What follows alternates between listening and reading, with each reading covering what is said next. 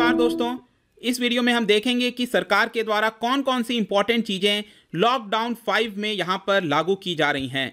बहुत सारे important changes किए जा रहे हैं सरकार के द्वारा लॉकडाउन 5 में। इन सब के बारे में चर्चा करेंगे। चलिए आगे बढ़ते हैं। मैं हूं अंकित अग्रवाल और अपडेट के लिए आप मुझे फॉलो कर सकते हैं इंस्टाग्राम, फेसबुक और ट्विटर पर। मेरे लेक्चर की हर पीडीएफ आपको फेसबुक पर तो मिलेगी ही, प्लस साथ में आप मेरा टेलीग्राम चैनल ज्वाइन कर सकते हैं by searching Ankit Agrawal official. साथ में अगर आप यूपीएससी की तैयारी कर रहे हैं तो आपके लिए सुनहरा मौका है। स्टडी आईक्यू लाया है आपके लिए स्मार्ट कोर्सेज, जिसके थ्रू आप अपनी प्रिपरेशन और भी ज़्यादा अच्छे तरीके से कर सकते हैं।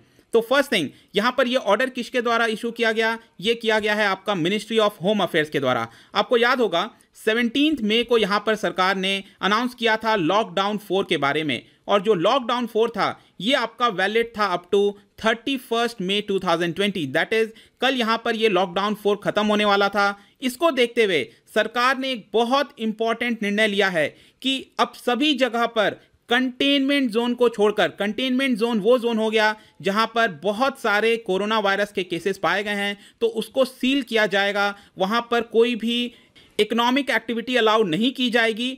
लेकिन बाकी जगहों पर यहां पर लॉकडाउन से बहुत बड़ा रिलैक्स मिलने वाला है, जिसके बारे में मैं बताऊंगा आपको किस तरह से यहां पर फेज वाइज में जितनी भी चीजें अभी तक बंद थी उसको सरकार ने ओपन करने का निर्णय लिया है। लेकिन ध्यान रखिएगा, ये जो लॉकडाउन 5 है ये है आपका एक्सटेंड किया गया है फॉर कंटेनमेंट जोन। तो जैसा कि मैंने बताया, जहां पर बहुत सारे केसेस हैं वहां के लिए 1 महीने के लिए यहां पर लॉकडाउन 5 लगा दिया गया है। दैट इज 30 जून 2020 तक यहां पर लॉकडाउन 5 कंटेनमेंट जोन के लिए अलाउड होगा। अब यहां पर दोस्तों आपको याद होगा कि कंटेनमेंट जोन के अलावा जो बाकी जितने भी जगह हैं हमारे देश के अंदर, वहां पर सरकार ने ऑलरेडी बहुत सारी चीजों की अनुमति दे दी थी। लेकिन यहां पर अभी भी बहुत सारी चीजें ऐसी थी जो कि क्लोज थी।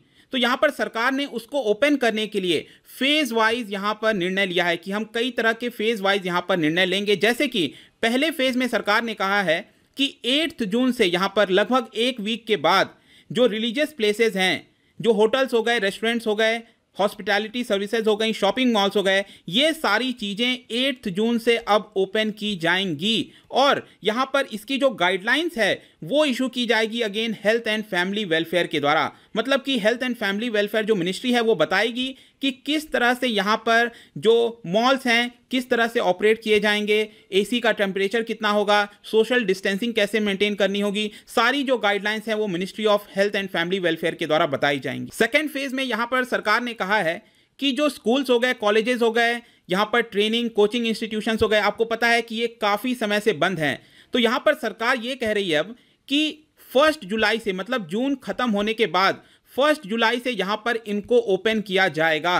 लेकिन यहाँ पर जो स्टैंडर्ड ऑफ प्रोसीजर है SOP वो अगेन रिलीज की जाएगी ministry of health and family welfare के द्वारा कि यहाँ पर किस तरह से जो कोई स्कूल है या फिर कॉलेज है वो किस तरह से ओपन किए जाएंगे, सोशल डिस्टेंसिंग बच्चों के बीच में किस तरह मेंटेन की जाएगी। ये सारी चीज़ें यहाँ पर ministry of health and family welfare बताएगी। लेकिन यहाँ पर जो स्कूल्स और कॉलेजेस हैं अल्टीमेटली जुलाई से अब आपके खुलने वाले हैं। साथ में एक इंपॉर्टेंट चीज़ आप ध्यान रखिएगा कि जितने भी स्कूल्स कॉलेजेस खोले जाएंगे वहां पर राज्यों की सहमति, राज्य सरकार की सहमति, यूनियन टेरिटरी गवर्नमेंट है तो उनकी सहमति, प्लस यहां पर पेरेंट्स हो गए, स्कूल्स हो गए, उनके सभी के साथ यहां पर कंसल्टेशन के बाद ये सारी चीजें खोली जाएंगी। और लास्ट में फेज 3 में यहां पर सरकार ये कह रही है कि अभी हम कोई भी डेट अनाउंस नहीं कर रहे हैं इन सारी चीज़ों के लिए, जैसे कि इंटरनेशनल ट्रैवल हो गया, मेट्रो रेल हो गया, सिनेमा हॉल्स हो गए, जिम हो गया, swimming pool, entertainment park, social political sports entertainment, ये जितनी भी चीज़ें हैं इसके लिए सरकार ने कोई डेट अनाउंस नहीं किया है। सरकार ये कह रही है कि जैसे जैसे यहाँ पर सिचुएशन होगा उसके हिसाब से यहाँ पर हम आगे डेट अनाउंस करेंगे इन सभी चीज़ों के लिए। तो फाइनली दोस्तों यहाँ पर आपको पता चल गया होगा कि फेज 1, फेज 2 और फेज 3 में किस तरह से सरकार जो कंटेनमेंट जोन के बाहर की चीज़ें हैं, जगह हैं, वहाँ पर किस तरह से आगे बढ़ने वाली है। अब मैं आपको याद होगा कि नाइट कर्फ्यू सरकार के द्वारा लगाया गया था कि 7 PM से लेकर 7 AM तक यहां पर 12 घंटे का कर्फ्यू सरकार ने लगाया था। लेकिन अब यहां पर नाइट कर्फ्यू को सरकार रिलैक्स कर रही है और यहां पर करीब 4 आवर्स इसमें रिड्यूस किया गया है। सरकार का कहना है कि अब 9 PM रात को 9 बजे से लेकर सुबह 5 बजे तक नाइट कर्फ्यू रहेगा और ये करीब आपका टोटल 8 आवर्स का चलेगा। अब हम आते हैं कंटेनमेंट जोन के ऊपर, जहां पर मैं आपको बता रहा था कि जो बहुत सारे केसेस सामने निकल कर आते हैं उसको हम कंटेनमेंट जोन कहते हैं। तो यहां पर सरकार कह रही है कि जो लॉकडाउन 5 है वो पूरी तरह से बरकरार रहेगी कंटेनमेंट जोन पर। यहां पर उनके पूरे एरिया को सील कर दिया जाएगा और इसका जो डिसीजन है वो डिस्ट्रिक्ट अथॉरिटीज के द्वारा लिया जाएगा। यहां पर सिर्फ और सिर्फ एसेंशियल एक्टिविटीज हो गई, जैसे कि राशन पानी हो गया, इस तरह की चीजें ही अलाउ की जाएंगी। इसके अलावा जितने भी मूवमेंट है लोगों के उसको पूरी तरीके से रेस्ट्रिक्ट किया जाएगा।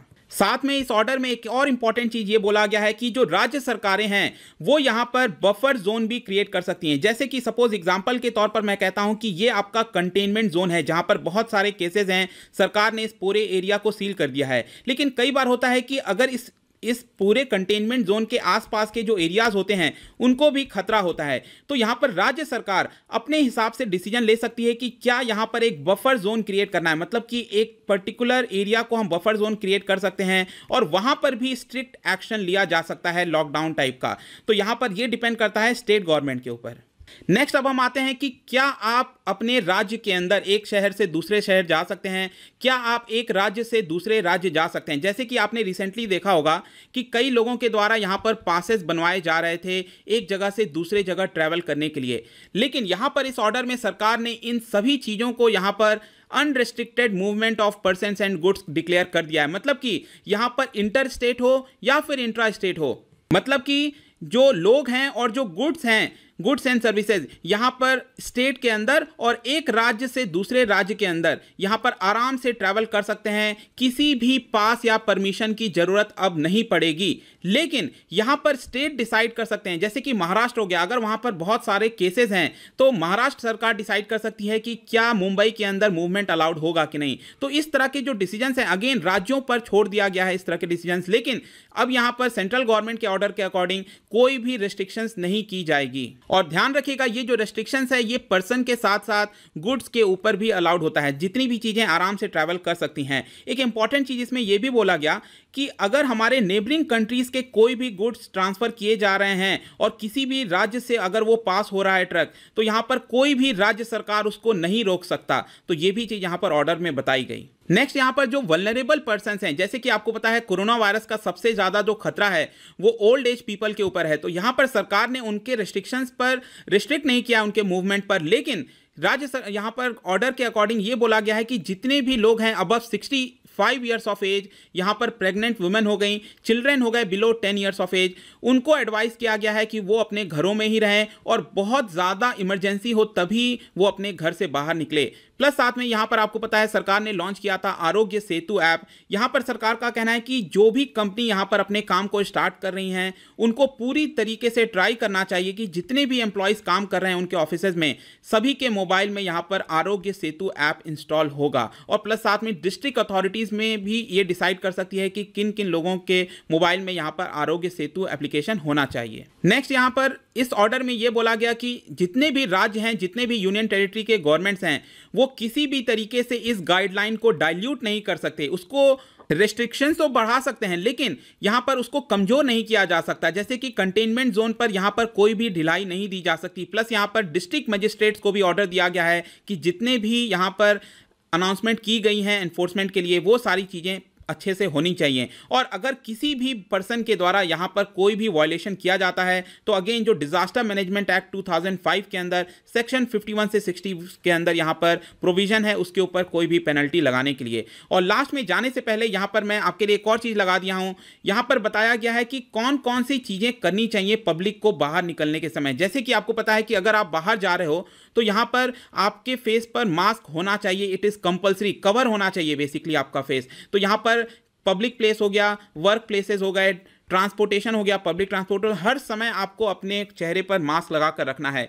साथ में सोशल डिस्टेंसिंग मेंटेन करनी है एटलीस्ट 6 फीट की। नेक्स्ट यहां पर बोला गया है कोई भी लार्ज गैदरिंग अलाउड नहीं की जाएगी, लेकिन यहां पर मैरिजेस हो गए वहां पर मैक्सिमम 50% को अलाउ किया गया है। अगर किसी की डेथ हो जाती है तो फ्यूनरल में मैक्सिमम 20% ज्वाइन कर सकते हैं। यहां पर स्पिटिंग जो थूकते हैं लोग पब्लिक प्लेसेस पर उसको पूरी तरीके से पनिशेबल बना दिया गया है विथ फाइन, यहां पर फाइन देना पड़ेगा। और लास्ट में जो कंजम्पशन है लिकर का, पान का, गुटखा का, टोबैको का, ये सारी चीज़ें पब्लिक प्लेसेस में पूरी तरीके से बैन है। इसका सेवन आप पब्लिक प्लेस में नहीं कर सकते हैं, आराम से घर पर बैठकर इसका सेवन करिए।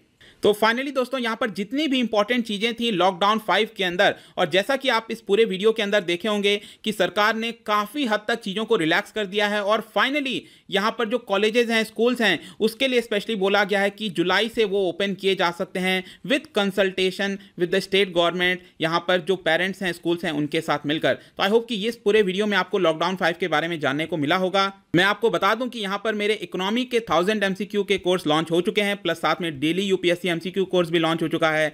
किसी भी इंक्वायरी के लिए आप मुझसे डायरेक्टली इंस्टाग्राम पर जुड़ सकते हैं, यहाँ पर भी मैं डेली एक MCQ डालता हूँ, आप जाकर वहाँ पर प्ले कर सकते हैं। मिलता हूँ आपसे next time, till then thank you very much, see you soon.